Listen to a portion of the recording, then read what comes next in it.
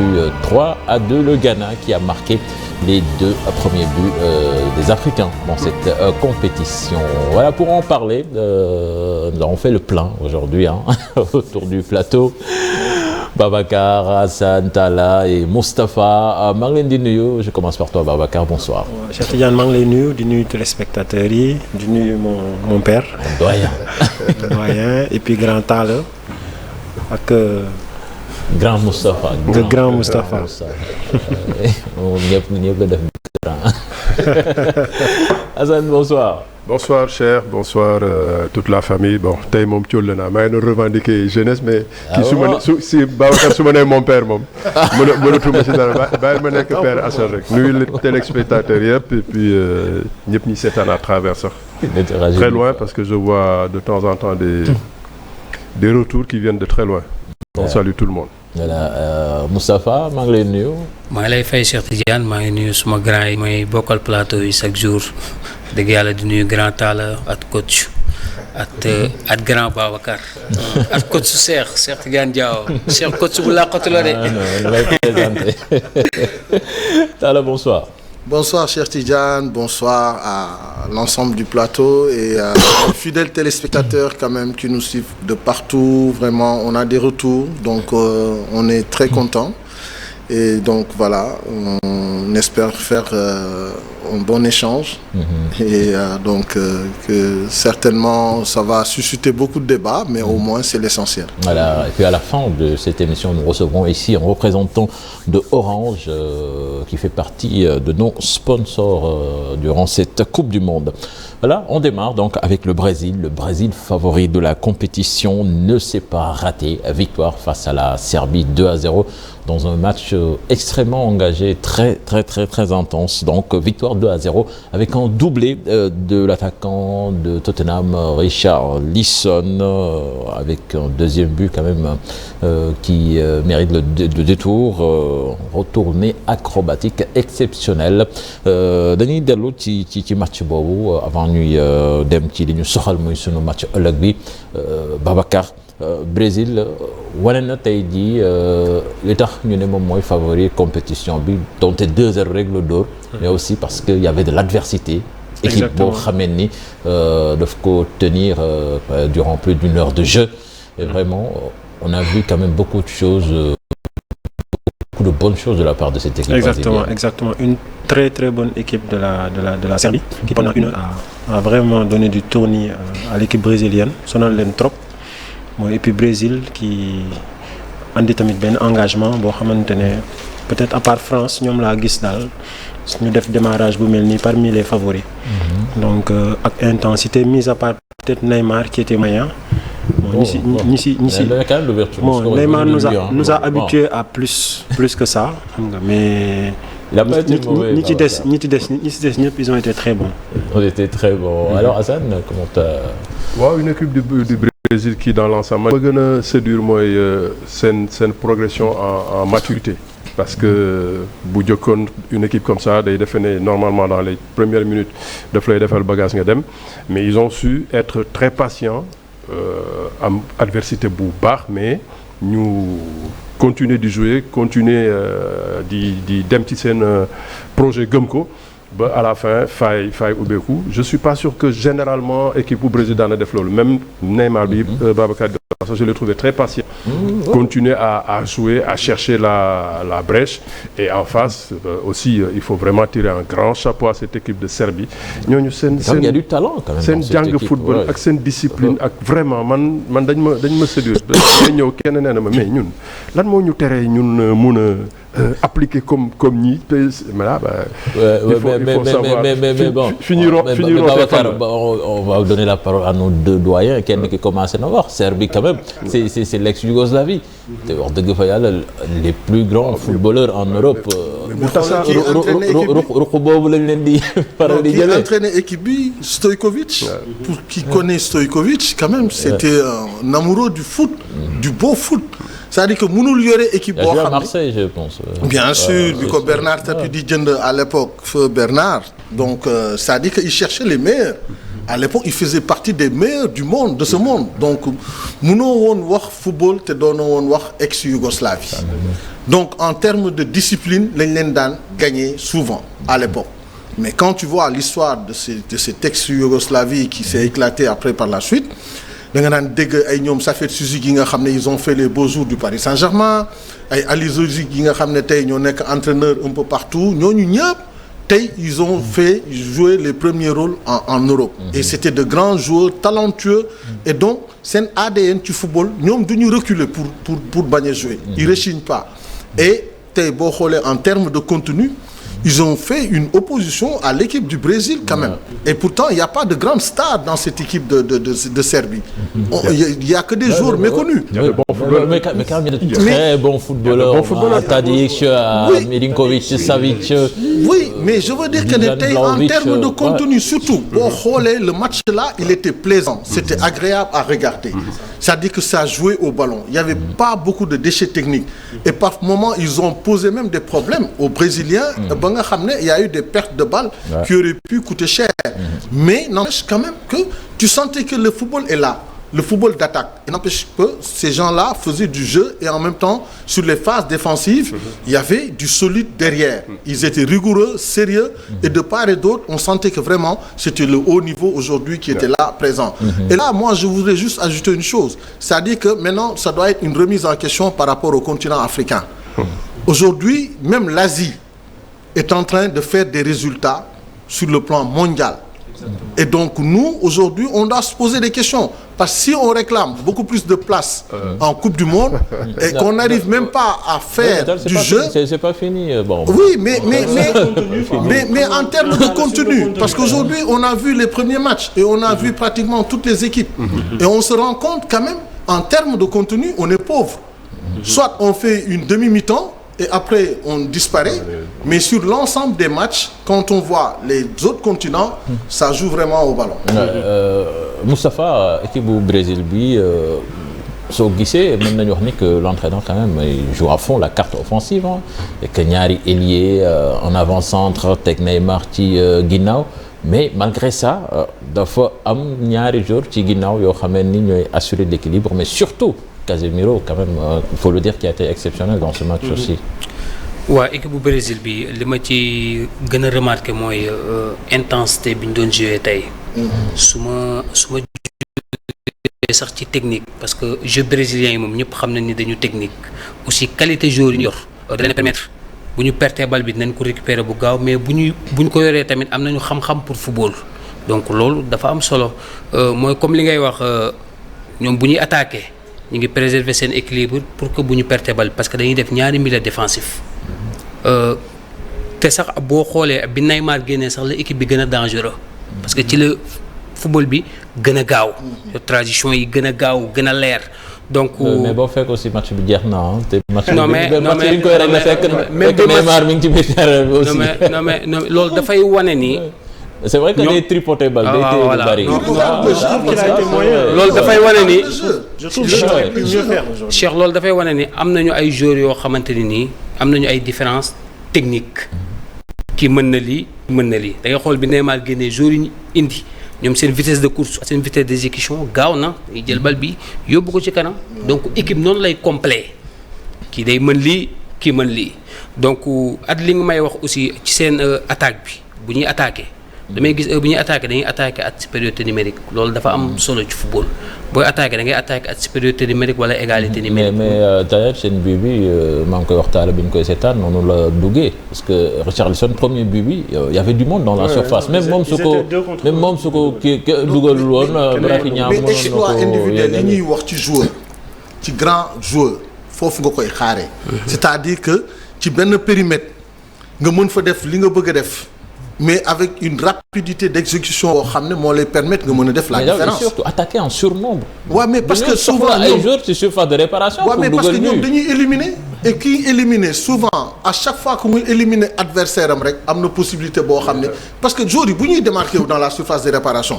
mais ça pose problème pour nga défendre ci kawam. bu kii defee appel fii def appel croisé. keneen ki génn. mais souvent possibilité yooyu lañ doon am même bu ñu nekkee en infériorité numérique. dina am koo xam ne day plongé wu keneen ki ñëw en retrait pour xaar passe bi. Et parfois la passe arrive au bon moment. surnom bi ngay wax sax coach Moustapha. Je pense que Tite sax dafa nax gars yi. Je pense pas que 2 milieux défensifs là parce que Paqueta peut-être daf ko santoon leen mais bon mais dans ce match-là il n'a pas été aussi offensif comme il l'est en club par exemple. Il n'a pas été offensif parce que li ngeen wax il a été vampirisé un peu par Neymar. Tu sentais que tout de suite il travaillait pour Neymar mais il était loin d'être un milieu défensif. Donc il a joué la carte de l'offense. La preuve dans sa sélection il a amené 9 attaquants. Donc moom dafa bëgg a ñëw dox ci kaw gars yi.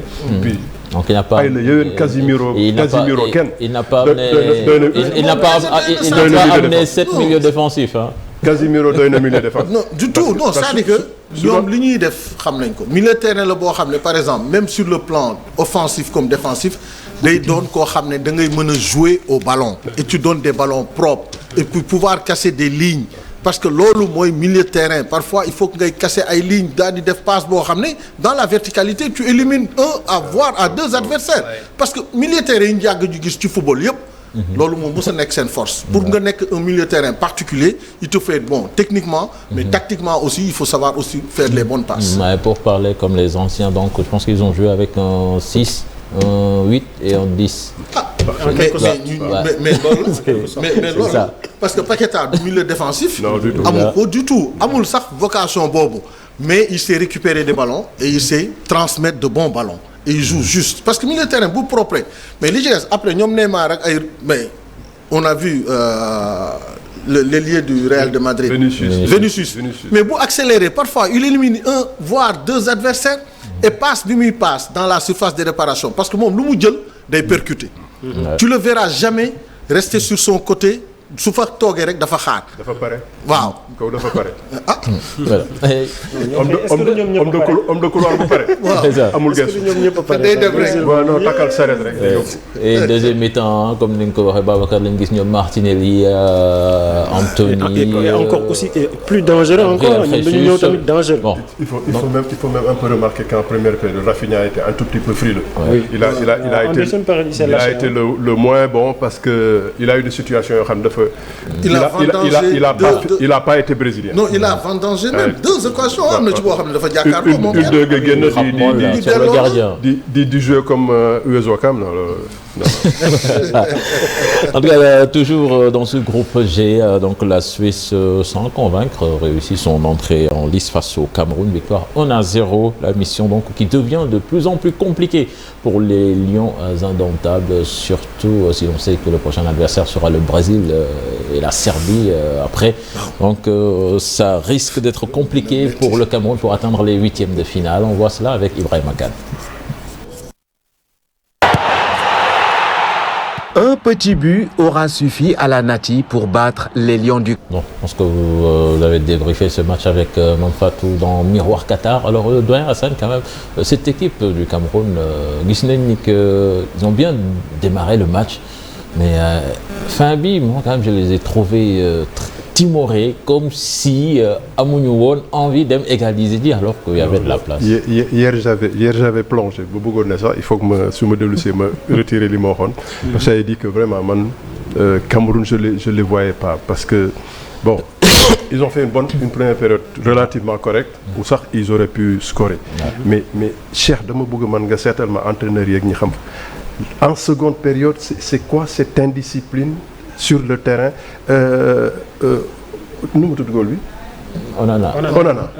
Alors Onana day jéggi kulu jéggi Castelletto neen xaaral ma ci ginnaaw man góol bi may dem si on joue à quoi après les changements de son équipe bi kenn xamatul. li tax sax j'ai un peu aimé. C'est vrai que quand même ils ont été plombés par les changements. Oui mais non mais Cheikh da ngay am benn discipline. am benn ligne de conduite. Vraiment nga am projet boo le Ghana a perdu mais ils sont restés tactiquement dans leur ligne de conduite. Peut-être maintenant il y a une défaillance individuelle mooy tax nga ñàkk match mais après Cameroun la débandade en seconde période fan lañ man du ma terrain Ouakam en dimanche matin je joue pas ça. Mais là c'est la faute qui l'entraîneur Rigobert. Oui mais attends mais un groupe c'est quoi? C'est l'entraîneur hein? C'est ton discours, ce sont tes choix tactiques, ce sont les hommes que tu choisis pour pouvoir répondre par exemple à tes choix. su fekkee ne nag léegi joueurs yooyu ils répondent pas à l'attente c'est qui c'est toi hein? C'est à toi d'endosser les responsabilités. Et puis il y a aussi la présence sur le banc aussi parce que tamit bon après mën nga def ay choix joueurs yi dugg duñu répondre mais il faut lire le jeu et puis leur faire comprendre aussi parce que même si match bi jeexagul bu desee 1 minute sax il y a toujours quelque chose que l'entraîneur peut apporter à l'équipe pour que voilà. Quand tu parles de lecture Babacar, moi j'ai soupçonné à un moment peut-être climat bi sax metti. Je sentais que les gens souffraient. J'ai vu 2 fois corner l'homme de couloir gauche le gars qui joue en Angleterre ñëw di dóor corner bi mais Toko Ekambi ñëw taxaw ci wetam jàpp ay tànkam sëñ di noppalu wala yéen seetaan leen match si deux fois corner bi le gars va faire la tête va marquer le but. Dans la lecture on sent que Toko Ekambi ne veut pas faire les efforts. moom am na lu ko et il a joué trop personnel dans ce match-là aussi. Et puis en plus il vendange des occasions. C'est-à-dire que am na bal bu gardé qui repoussé dans la surface de réparation t'es incapable même de mettre un bon plat du pied. Tu frappes en force pour un attaquant. Et ça dit que il fait partie des plus expérimentés dans cette équipe. Il a été le moins concerné dans une bonne lecture kooku. doo sacrifier sax Choupo-Moting. Et justement la rentrée de ton ami Vincent quand même. Là. Franchement, on voit que le niveau est monté de 2 crans pour lui. Cher. loolu su leen neexee. non ci Coupe d'Afrique bi yaa ko doon wax nga ni que Cameroun fekkee ci kii la ñu yaakaar y a problème. non y a un gros problème Vincent mënatul dem. mënatul dem après benn moment le truc il te lâche après il vient le discours il est pas bon ñoom ils se mettent la pression. avant mais grand c'est que li doy waar c'est que Afrique on est toujours dans le sentimentalisme et très honnêtement parfois il faut qu'on se regarde en face. ku nekk xool sa bopp. xam li nga xam ne da nga ko war a def. rajeunissement dans un groupe. à un moment donné ça s'impose. Tu peux pas continuer à jouer avec de vieux briscards. pensant que mais bon le Cameroun on peut leur concéder ils ont toujours fait ça le Cameroun. mais par moment il y a eu de bons joueurs au Cameroun. parce que après tout ils ont gagné pas mal de trophées. Ils ont fait des Jeux olympiques avec de très grands joueurs et tout mais. Le renouvellement de l'effectif par moment ça s'impose. Tu peux pas continuer à gérer un groupe avec de vieux briscards en te disant oui ils ont l'expérience ils peuvent apporter mais à un moment donné ça a ses limites. Et justement Moustapha est-ce que de loolu moom moo tax sax deuxième mi-temps bi ñu gis Cameroun boo xam ne physiquement pratiquement ils étaient out quoi nekkatuñ ci match bi. waaw boo xoolee football mag ñi ci période yooyu lay feeñee.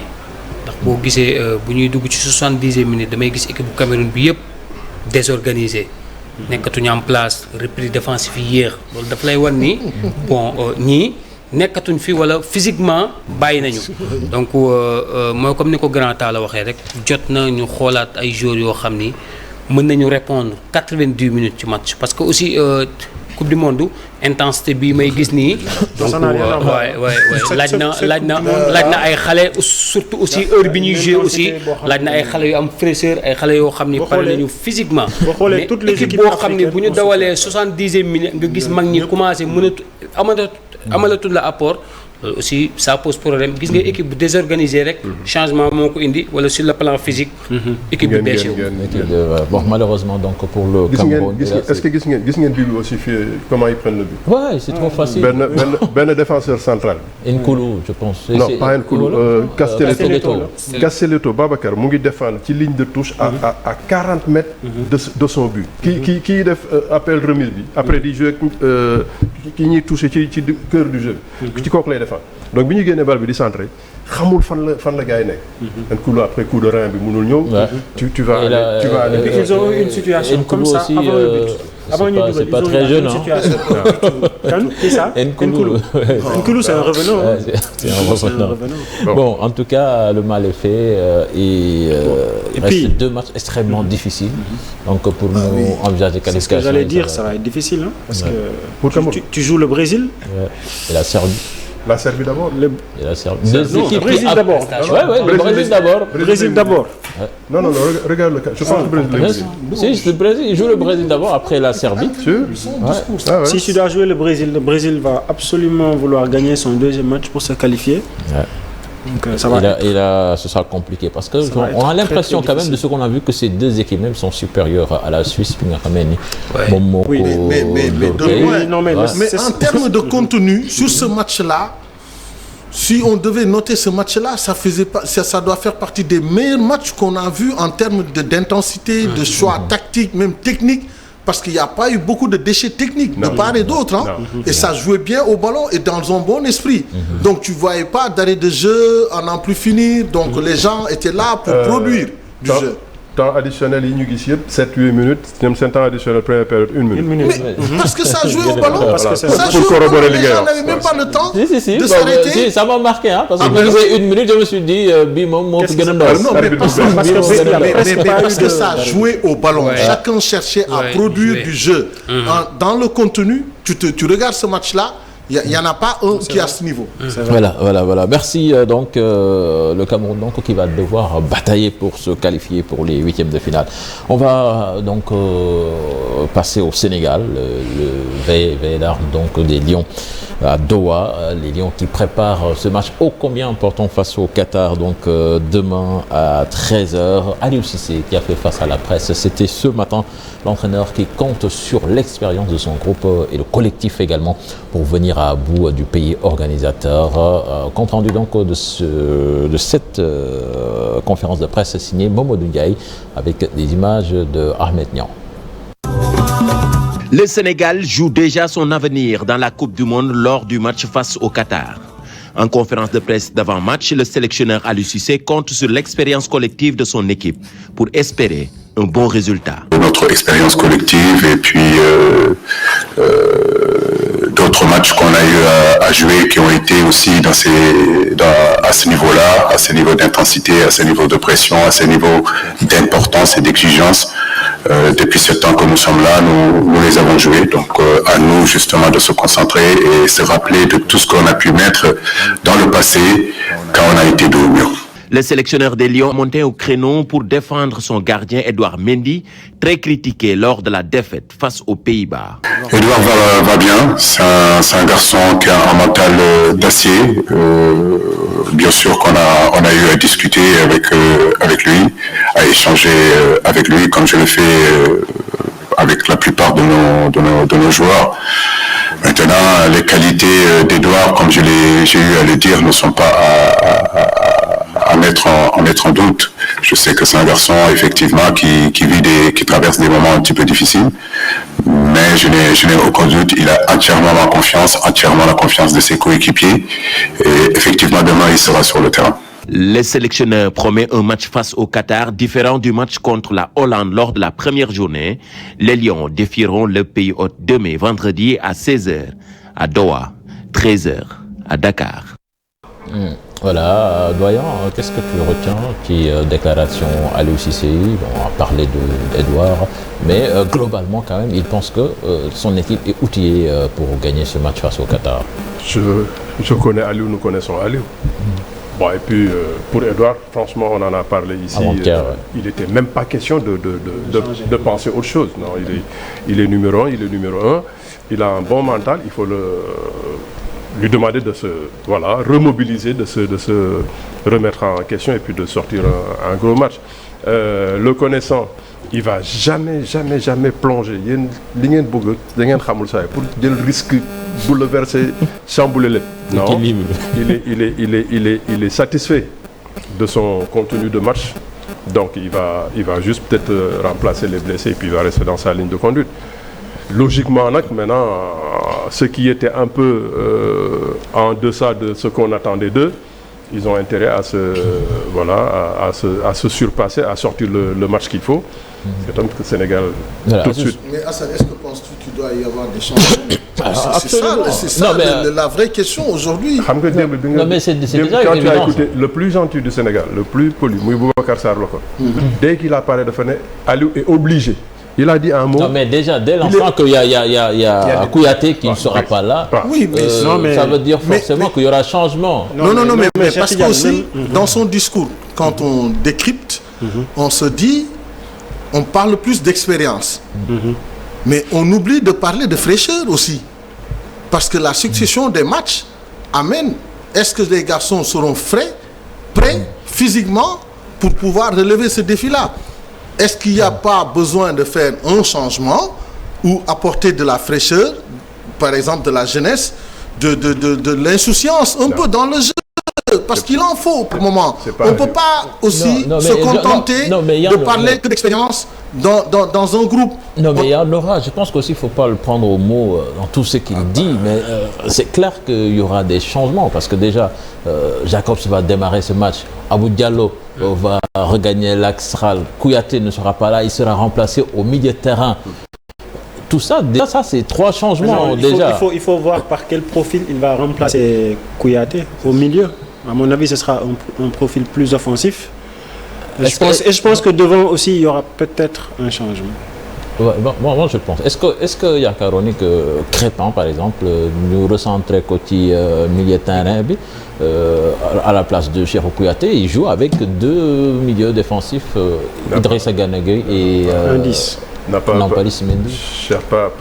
Pour le match bi demee soxlawul ñaari milieu défensif mais soxlawu ko lan benn point basse rek mais benn point basse ça loolu xam ngeen ni loolu Aliou du ko mës a teg. non match demi bi moo ko obligé pour mu jouer loolu 4-3-3 yi baax na boo amee benn milieu défensif ak ñaari milieu terrain relayeur Gana et dans ce cas Gana va jouer relayeur. Oui, ça dépend aussi ci mission bi nga koy sant. bi nga koy sant waaw bi nga koy sant mooy li ma match bi demee match à gagner avec beaucoup d'animation offensive donc loolu la ñuy xaar suba ci match bi du match boo xam ne dañuy taxaw di xaar di préserver équilibre 60% non match la boo xam ne animation offensive bi moom la ñuy gën a privilégié parce que match la boo xam ne bu ñu ko gañewul dañuy gën a nekk ci ay problèmes te adversaire bi ñuy am sur le plan offensif ak xeetu joueur yu ñu yor qualité joueur yu ñu yor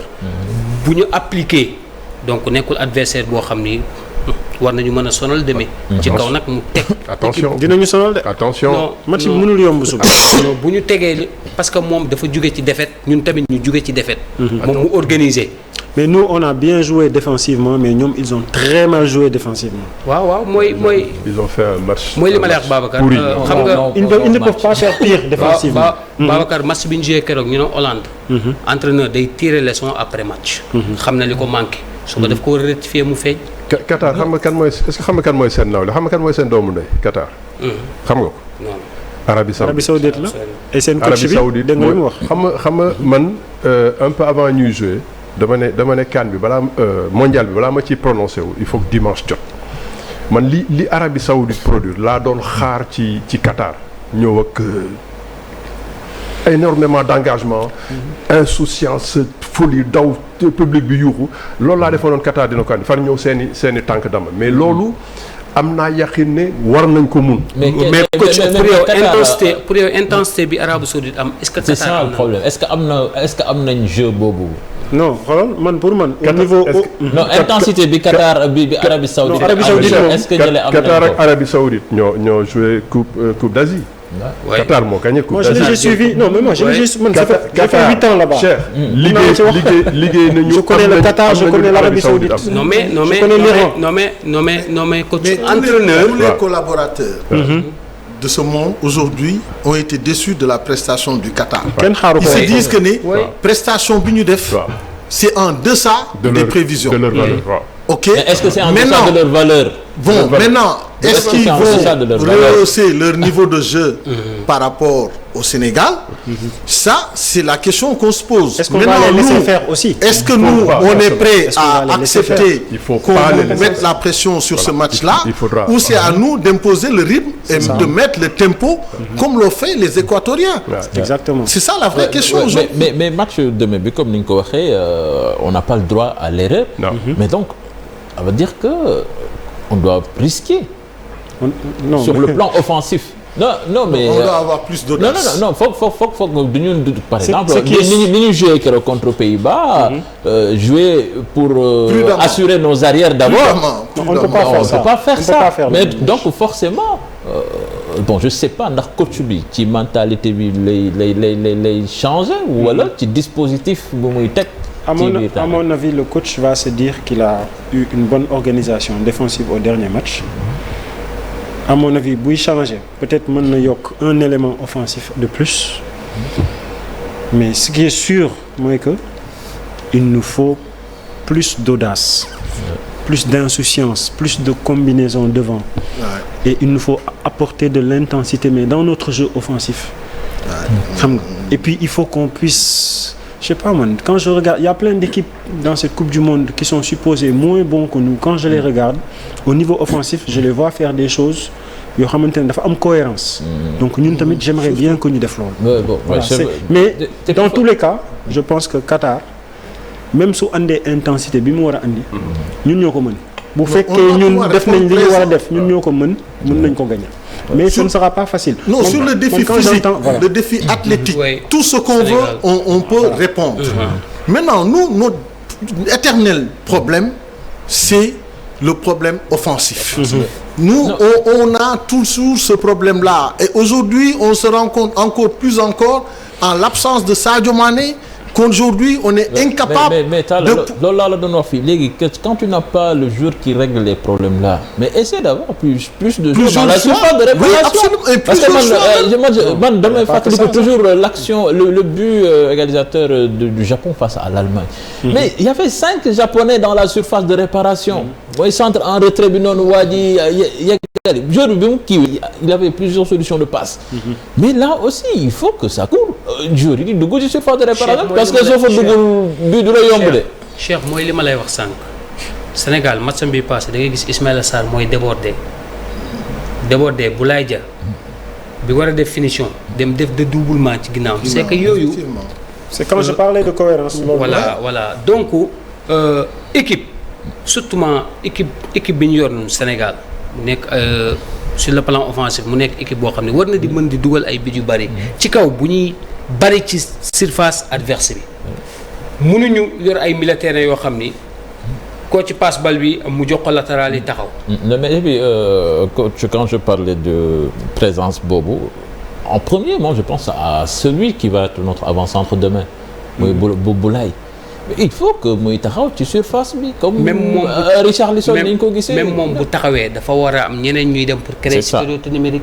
ñun militaires yu ñu yor duñu li ñuy passe verticale te bariwul li ñuy créer supériorité numérique bariwul moo tax kenn du ko dugal bi yu bari suñu militaires yi ñu yor nii munoo ma ne kii moo ci tegle 2 matchs consécutifs dugal bit équipe nationale dañuy passe rek taxaw latéralement la ñuy passe 0 jeu verticalité waaw mais. dépassement de fonction boobu nga xam ne soxla nañ ko ci milieu de terrain je pense que aussi ça peut nous faire. football bi léegi comme ni ko grand Talla di waxee des fois il faut nga am ay milieu de terrain capable nañu casser ligne yi passe dem créer supériorité numérique. dem xaar retrait dugal.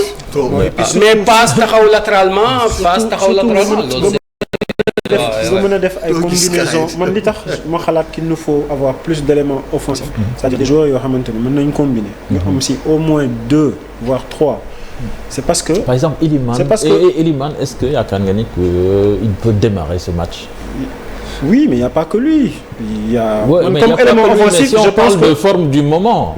Forme du moment. C'est lui. Et puis nekk na joueur boo xam ne ni kenn gisu ko premier match bi et là. C'est lui. Bon. Mais bon, depuis qu'on a commencé à le sélectionner, je crois qu'il a dû jouer que des bouts de match. On l'a pas. Que des bouts de match. On l'a pas souvent utilisé. Aujourd'hui, il joue sur le deuxième match. Et vous ne pensez pas que c'est l'occasion de le voir? Moi, j'aurais bien aimé, hein. Mais c'est le meilleur actuellement qu'on a. C'est-à-dire que bu ñu dee xool de manière objective, hein, c'est-à-dire mënuloo ne avant centre bi kan moo ci tey ëppale li nga dugal ci ce championnat. moom la. Qu'on le veuille ou pas moom la après Habib Diallo. Habib bokkul. Tu le mets de côté léegi ki fi nekk. Mais kooku il faut à un moment donné nga yaakaar ci moom. Parce que quand tu le sélectionnes, c'est un garçon qui a du potentiel, qui joue régulièrement, qui a ses repères pour un avant-centre et qui est en pleine confiance. Un Boulaye Dia qui dézone souvent, je pense qu'il peut être complémentaire. Mais Tidiane, moom la wax. C'est-à-dire qu'aujourd'hui avant-centre dafay am confiance d'abord. Da ngay ñeme li ngay def. Tu oses. Et ce garçon-là, il est en pleine bourre. Donc moom moo toll ci forme du moment bi ñu soxla. Mais léegi kañ li nga mën a def mooy que il faut lui donner sa chance. Au moins parce que compétition bi on n'a plus le droit à l'erreur. On ne peut plus attendre. On doit au moins gagner ce match-là et avec la manière pour se rassurer, se mettre en confiance. Parce que si aujourd'hui on peine à produire du jeu et que l'on gagne contre le Qatar après qu'on se dise oui, l'essentiel c'était de gagner, mais qu'on se rassure par rapport au contenu après. Ouais, et puis même si tu le fais jouer lui, je trouve que il faut qu'on ait plus de combinaisons, mais dans les 30 derniers mètres, nous avons audace, qu'on nous essaie à faire, que les milieux de terrain soient disponibles. Oui.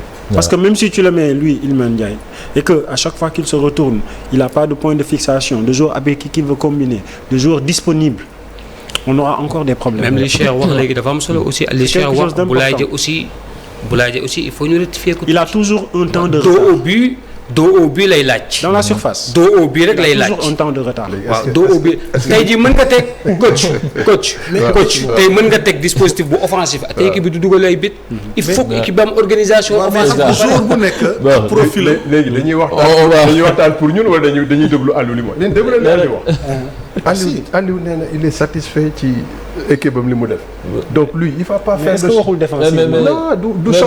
mais aussi mais Assane xam nga aussi souvent aussi les entraîneurs tamit ils ne disent pas forcément ce qu'ils croient ou bien c'est une conviction ci conférence de presse. Les entraîneurs parlent de Aliou Cissé.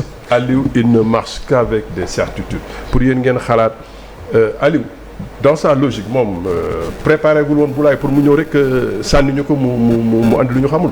même buy ñëw il va venir doucement il va venir gentiment ñu jouer mu andi ko parce que la preuve temps de préparation yi ñëpp préparé wu ko. maintenant lenn xëy na mun na am comme situation obligée na ko mun na am peut-être su andee Gana ci wetu Nampalys mu andi peut-être Pape Matar ou Crépin Diatta ou Crépin. Non, Crépin a montré des signes de faiblesse chère. Mais il était excentré. Peut-être que si on le recentre, ça peut s'améliorer. Fraîcheur et bonne santé bi temps la di réclamer mais man. newu ci moom. gisuma ko de. Après bon parce que le match là à un moment aussi on nous a permis de nous exprimer. Il a eu du mal à s'exprimer il a eu du mal à. Mais est-ce que c'est pas parce qu'il n'a pas eu beaucoup de disponibilité pour combiner, de doubler ce genre de choses là. Parce que tam benn jour rek man ce que je pense c'est que des joueurs avec des profils techniques. il faut nga boole leen ensemble pour que ñu mën a combiner. Voilà, c'est bien. On va retourner à Doha, écouter Alassane Ndour. Lui aussi, il pense que ça va être un match extrêmement disputé entre ces deux formations et que le Sénégal a les moyens vraiment de battre cette équipe de Qatar. Il y a d'autres enjeux autour de cette Coupe du Monde. Ils ne vont pas accepter l'humiliation, se faire battre par comme on dit le Sénégal à domicile et puis se faire encore battre par comme on dit l'Équateur aussi et la Hollande aussi qui attend. Donc ils vont pas accepter ça. Donc on va avoir une équipe assez conquérante, une équipe qui va jouer dos au mur. Maintenant à nous d'être vigilants. Je pense que on va jouer la carte de la vigilance comme on devrait lors de ces 15 dernières minutes du premier match. Je pense qu'il y avait autre chose à faire. Il y avait une autre manière à terminer ce match-là, c'est-à-dire jouer la carte de la vigilance. Mais bon, ce match étant terminé, il faut tirer des conséquences et puis des enseignements et puis passer au prochain match. Ce match-là aussi, je trouve que c'est à notre portée, pour dire vrai, mais il faudra aller les chercher très haut, je pense, à mon avis. Les chercher très haut, ne pas les laisser, comme on dit, construire, rentrer dans le match. Si on fait ça, on va carrément passer à côté parce que c'est l'esprit arabe, c'est la technicité qu'on connaît chez eux. Donc, du moment où leur équipe, comme on dit, montre une bonne figure, on va voir l'appui du public derrière et ça pourrait nous faire douter. Donc, il faudra aller les chercher très haut, essayer rapidement de les décourager, c'est-à-dire marquer un but, voire 2 buts, et après dérouler comme l'a si bien fait l'Équateur. Voilà, donc Sénégal-Qatar demain à 13h, prise d'antenne ici dès 12h donc pour vous faire vivre l'avant-match de cette rencontre ô combien important pour le football sénégalais.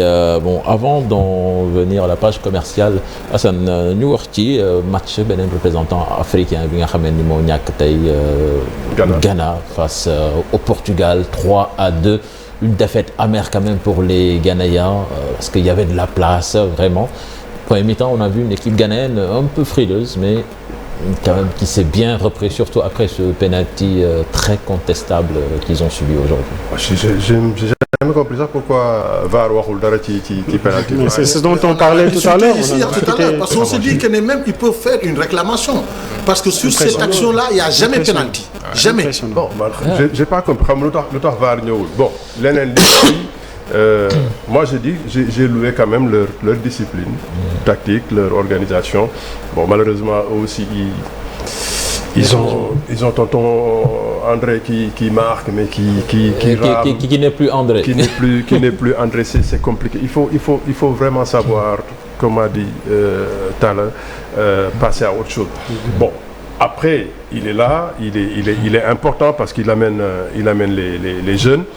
Ils ont manqué d'audace en première période, ils ont trop respecté les Portugais. Je pense que c'était le plan de jeu. Voilà, ils se sont rebellés après le penalty, ils ont su qu'il y avait de la place pour faire quelque chose. Malheureusement après le but, bon, en bon africain, ils ont eu besoin de souffler. Il y a eu des manquements individuels qui fait qu'après mais surtout ces manquements-là, parce qu'il y a eu pour moi un changement de complaisance. C'est-à-dire que tu ne peux pas faire jouer Jordan Ayew comme milieu de terrain. Ce garçon-là, il n'a jamais joué à ce poste. Soit il a toujours joué comme avant-centre, et puis surtout qu'il garde trop le ballon. Mais c'est là où il perd les ballons. Mais c'est lui qui perd les ballons. Les deux buts qu'ils encaissent de suite, c'est lui qui cherche à dribbler dans cette zone-là et on récupère le ballon et automatiquement ça se paye cash. Ça aussi, et puis tu sors ton meilleur joueur. Il y a surtout la configuration. Et puis tu sors ton meilleur joueur pour le faire rentrer. C'est un déclic. Je pense que la configuration tu peux pas être dans cette zone sensible. Oui, et chercher le but. Tu ne prends pas d'informations, tu es dans la dilettante. Ça c'est deux fois, c'est lui qui perd ce ballon deux fois de suite dans cette zone et après ça se paye cash. Et alors que c'est jamais quelqu'un qui doit jouer milieu de terrain. Jordan, on l'a connu sur les côtés. Aujourd'hui, à Crystal Palace, Vieira le met sur le côté. Et avant ça, il a toujours joué avant-centre. Et maintenant, quand tu le fais... Il va faire ses gris-gris. Il y a Babacar Niang de Orange qui nous a rejoint. Babacar, donc tu as suivi ce match-là également. Et j'imagine que comme tout Africain, tu as été vraiment déçu par la tournure des événements. Tout à fait. Donc bonjour déjà, bonsoir plutôt. Donc du nuyu ñëpp nuyu Sénégal, nuyu ñëpp ñu seetaan TFM. Mais sur ce match-là, ce que je disais à tout à l'heure, c'est que c'est beaucoup de regrets. Beaucoup de regrets dans le sens où, quand même, à l'image d'Aliou Cissé, le coach de Ghana également a réussi pendant 45 minutes a quand même bien joué. Parce que tout est une question en fait d'organisation. Mais quand ils ont pris ce but-là, et que juste derrière, parce que André Ayew a égalisé juste derrière, mais lui sur le banc, si vous le regardez bien, il avait déjà commencé à voir comment changer sa configuration pour aller chercher l'égalisation. Donc le deuxième but. Voilà, exactement. Et donc du coup, quand Ayew est sorti, si vous avez remarqué, il y a Tariq Lamptey qui est rentré piston droit, mais après, la configuration de 3-5-2 a changé, il a commencé à jouer à 4. Derrière, Ayew, c'est ça qui justifie pourquoi il joue au milieu. Parce que finalement, quand tu fais monter un peu le piston qui joue milieu de terrain aligné, et c'est ça en fait qui leur a créé un problème. Et Portugal a profité du fait qu'il y a eu une désorganisation quelque part. Ils voulaient forcer. En fait, ils avaient un joueur. Je ne savais pas qu'à Orange on formait des coachs. Mais il est bon. C'est un poulain de Talla. C'est un poulain de Talla. Direction marketing commercial. On est polyvalent chez moi. Est-ce que vous êtes équipe de foot ça? Et on est sponsor de l'équipe nationale de football, c'est pas pour rien. C'est parce qu'au sein également de Orange, il y a des férus de foot, des gens qui aiment le foot et qui le regardent et qui le supportent au quotidien. C'est ça. Qui le parle justement. Donc, chapeau. Voilà, donc malheureusement, le Ghana qui perd son match malgré ses 2 buts marqués. Et puis Cristiano Ronaldo également avec son but marqué. C'est un but historique puisque même si on peut contester le penalty, mais avec ce but quand même, il devient le seul joueur à avoir marqué dans 5 Coupes du Monde. Et je pense que c'était la note d'histoire de ce magazine. Bon, pour le programme de demain, donc voilà, 13h Sénégal-Qatar, à 16h, l'autre match qui nous intéresse également, les Pays-Bas qui vont jouer contre l'Équateur. Mais la journée va commencer comme d'habitude à 10h avec Pays de Galles, Iran et Angleterre, États-Unis. voilà la page commerciale à présent ñuy dalal fii Babacar Niang Babacar dégg ngeen ko sànq muy wax ci football bi mais bi baax dañuy ñëw wax mbirum koom ak promo flash Orange Money bi nga xamee ni tey journée bi ci jeudi 24 novembre de 5000 francs à 1499 francs CFA nga mën ci am 500% bonus crédit toute destination. Voilà. Tout à fait. Donc très bien. Aujourd'hui, donc on le sait, hein, 2022, une année de champions. Nous également utilisé bannière Bobo pour faire en fait le mois de novembre, le mois des champions, avec une journée spéciale, moi le 24 bi qu'on appelle la journée orange. Le principe c'est très simple, c'est que des nekk journée boo xamante ni du directeur général Aboubacar qui est le plus bas de l'échelle ñëppay wàcc sur le terrain. Man maa ñëw tey sur les médias mais sénégalais yi gis nañ tey toutes les équipes de Orange yu sillonné toutes les villes partout au Sénégal avec cette fois-ci généralement day nekk benn produit benn information mais cette année on est venu avec 4 nouveautés 4 éléments yoo xamante ni on va voir les clients pour un peu les informer sur ça. Premier bi wax nañ ko sànq mooy l'application Orange Money qui a été entre guillemets reliftée dans le sens où dañ ko gën a defaraat déglu clients yi def loo xamante ni dafa gën a permettre transaction yi ak yenn opération yi ñuy def ci Orange Money mu gën a simple donc l'application est devenue beaucoup plus simple dafa gën a rafet. dafa gën a rafet pour dire vraiment tey ci suba ci fajar dama ñëw di taal rek gis mu changer complètement. moo nekkoon surprise du jour et puis on l'a accompagné également avec une promotion donc les frais de transfert yi ngay xam def ci Orange Money sont remboursés sur la journée d'aujourd'hui donc transfert boo mën ci def les frais qui sont associés à ça sont remboursés. mais pour crédit bi taal sànq dugal na benn 400 000 je pense qu'il a eu 50 000 c'est ça. boobu mooy bi mooy Orange Money mooy premier point deuxième bi merci pour la passe en profondeur. léegi affaire bi. 1000% la suba. non mais léegi est-ce que ñun parce que ñun léegi comme dañu bari mbokk bitim réew est-ce que dinañu mën a woote ci bonus bu bitim réew. non mais 1000% la. waaw 1000% la demain parce que waajtaay match lañ ko woowee. waaw tey c'était des 150 et cetera mais demain c'est 1000% donc suba boo recharger 1000% lay nekk. match bi naa ci mën a ci def lu la neex ci mën a woote bitim réew parce que bitim réew bëri dañu am ay mbokk dañ leen doon. da nga siy def lu la neex kon boobu mooy deuxième bi. Troisième bi mooy fibre. Fibre xam nañ lu muy jëriñ c'est connexion bu gën a gaaw. bu ñu andi gën ko tasaare ci dëkk bi de plus en plus quartier yu bëri di ci jot et sur cette journée-là les frais d'accès de 25 000 dañ ko ramener à 50% donc 12 500. Ah bon? pour permettre à n'importe qui. xëcc fibre chez lui tey kon jeex na ni kon jeex na. waaw malheureusement ñun nag on tenait à l'émission parce que émission bi daf ñu intéressé. yéen miroir Qatar ngeen waroon ñëw miroir Qatar. ne t'inquiète pas effectivement mais xam naa moom instant bi bu ñu ma déggee gis engouement bi certainement du ñàkk mais ñu prolongé comme Sénégal day gagné. c'est ça c'est surtout ça. waxal directeur bi ne ko affaire bi da nga ko yéex a yëgle. 12 500 bi comme calpe yi dafa xawul woon 10. na ko bàyyiwaat ba suba mu des fa. léegi beneen dernier bi mooy bon donc c'est pas un hasard hein, si j'ai voulu terminer par boobu mooy ce qu'on appelle en fait Wido.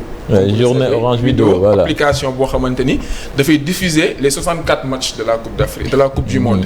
Wido application ba mën a utiliser sa téléphone sa tablette sa TV connecté et cetera donc quand je dis téléphone man bi may ñëw léegi si yoon bi par exemple le match Brésil bi ngi doon daw c'est dans la première mi-temps bi au bureau. mais quand même deuxième bi exactement.